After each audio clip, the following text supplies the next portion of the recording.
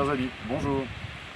Je suis très heureux de vous montrer cette vidéo ce 21 mars où le temps est superbe, ici sur le sud de la France, et tout pourrait nous réjouir avec un pays merveilleux, un temps merveilleux, le retour du printemps, le 21 mars, l'équinoxe, l'annonce de la floraison, de la vie qui reprend ses droits. Donc dans le meilleur des mondes possibles, tout va bien. J'ai été bien entouré par ma famille, mes amis, je les remercie. Je profite de ce message pour adresser mes remerciements à tous ceux qui m'ont envoyé en fait des messages tout au long de la journée et encore hier, avec le décalage horaire. Merci pour tout cela. Mais mon principal remerciement aujourd'hui, je voulais l'adresser à nos responsables politiques, qui sont des gens absolument merveilleux, qui pensent systématiquement à notre bien commun. Parce que le jour de mon anniversaire, j'ai reçu cette enveloppe, superbe, ma carte électorale. Parce que nous sommes un beau pays, nous sommes une grande démocratie, et cette grande démocratie vit avec le vote, bien entendu, le vote non truqué. Donc j'ai reçu cette gentille lettre de la gentille mairie de Toulon, sous le patronage du gentil préfet, qui reçoit les ordres du gentil ministre de l'Intérieur, Gérald Darmanin, lui-même recevant les directives du gentil Premier ministre, M. Castex, et lui-même sous le patronage, le haut patronage, du président Macron, qui est le gentil président, qui pense à vous et à moi en permanence. Donc il m'envoie ma carte électorale parce qu'il veut que je sois un bon citoyen et que j'aille voter, bien entendu, comme vous tous. Le problème, c'est que quand on reçoit la carte électorale, ma carte électorale, voici la carte électorale. Donc vous voyez, c'est bien mon numéro, donc Alexandre Juvin-Brunet, c'est bien moi, d'accord?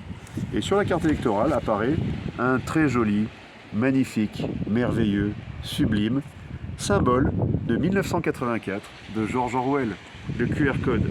C'est-à-dire que je ne suis plus Alexandre Juvin-Brunet, vous n'êtes plus monsieur ou madame Tartampion, machin, vous êtes maintenant monsieur ou madame QR code. Alors j'ai fait le test, vous pouvez voir sur TagVerif, télécharger l'application pour les passes vaccinaux. Pour l'instant, quand vous scannez votre carte électorale avec le QR code, ce n'est lié à aucune base de données, pour l'instant.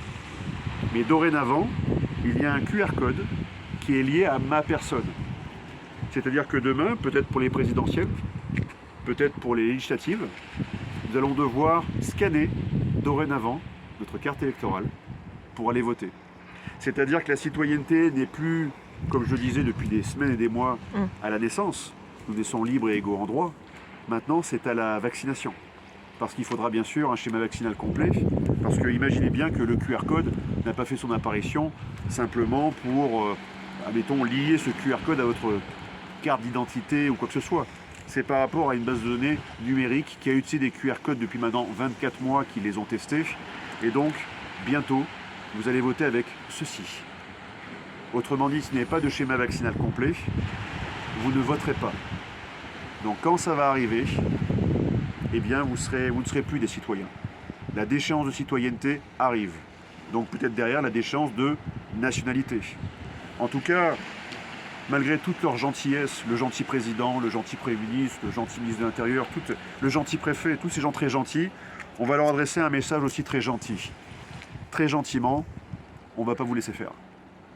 C'est-à-dire que si demain, vous empêchez un seul citoyen d'accéder à un bureau de vote parce qu'il n'aura pas son schéma vaccinal complet et qu'il devra scanner cette merde, d'accord? Ça, c'est très beau, la carte électorale. En dessous, c'est une merde technologique qui sert en fait à nous transformer non plus en citoyens, mais en esclaves numériques, en esclaves économiques d'un monde qu'on rejette. On n'en veut pas de ce monde. Donc, si un seul citoyen se voit barrer la route des bureaux de vote, que ce soit pour la présidentielle, le premier tour, le deuxième tour, voire après les législatives, vous serez allé de nouveau encore trop loin. Alors c'est votre jeu d'aller toujours plus loin, de tester, de voir si le peuple français, non pas a suffisamment de résilience, mais a suffisamment de patience, voire de couardise et de lâcheté pour accepter ce qui est ignoble, pour accepter l'ignominie. Et jusqu'ici, on l'a malgré tout accepté, malgré les grandes levées de foule populaires, très nombreuses, massives. Vous n'avez pas compris les gilets jaunes. Vous n'avez pas compris les blouses blanches, les robes noires, les bonnets rouges. Vous les avez compris, les bonnets rouges, hein, parce que quand ils ont commencé à sortir de Bretagne, tout de suite vous avez verrouillé, vous avez fait retrait du percuteur. Vous n'avez pas compris les primo-manifestants. Vous n'êtes pas en train de comprendre les Corses, et vous comprenez encore moins les Bretons. Bref, vous comprenez rien du peuple français. Mais ce peuple français est en train de se réveiller.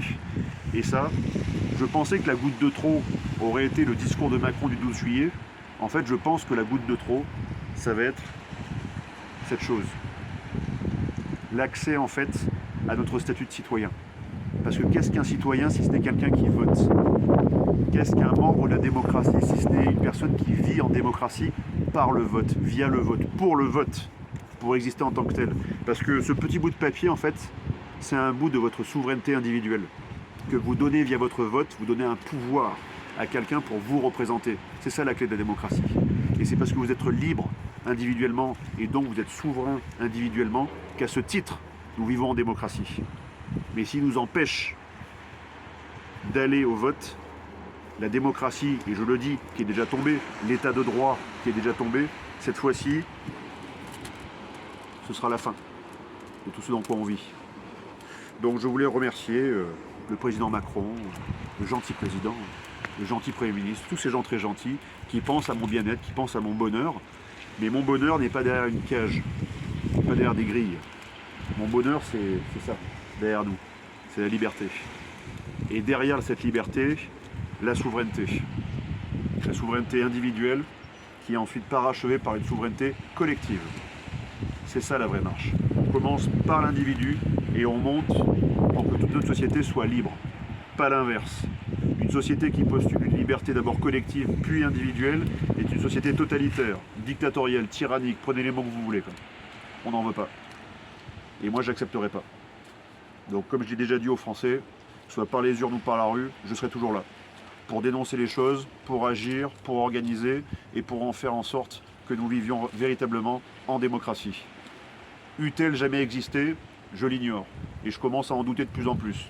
Mais là, c'est la goutte de trop. Et si vous commencez à recevoir ces cartes électorales et que vous les testez et que 2 jours, 3 jours, 4 jours, 5 jours avant le vote, le scrutin, vous voyez que c'est lié à une base de données, à quelque chose, commencez à vous dire que ça sent mauvais. Voilà. Ça, c'est le signal faible. Vous avez une somme de signaux faibles qui sont arrivés. C'est à vous maintenant, peuple français, de vous préparer et d'envoyer bientôt le signal fort. Et on sera là pour vous accompagner à envoyer ce signal fort. Les Corses ont commencé, les Bretons ont commencé, et je pense que ça va encore monter d'un cran, parce qu'en face de nous, nous avons des sociopathes. Ils ne comprennent pas les choses simples, éthiques, déontologiques, ils ne les comprennent pas. La seule chose qu'ils comprennent, c'est la force, malheureusement. Donc on va devoir faire usage d'un peu plus de motivation et d'un peu plus de courage dans nos actions.